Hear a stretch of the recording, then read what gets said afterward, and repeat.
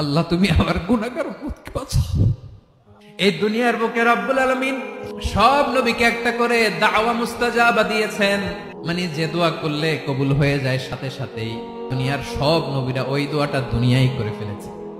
বিশ্বনবী বলবেন, আল্লাহ ওই স্পেশাল দোয়াটা দুনিয়াতে করি নাই, আজকে আমি তোমার দরবারে দাঁড়িয়ে কিয়ামতের দিন ওই দোয়াটা করছি। আল্লাহ আমার যে উম্মতের হৃদয়ে যাররা পরিমাণ ঈমান আছে, আমার একটা উম্মতকেও তুমি জাহান্নামে ঢুকাতে পারবা না।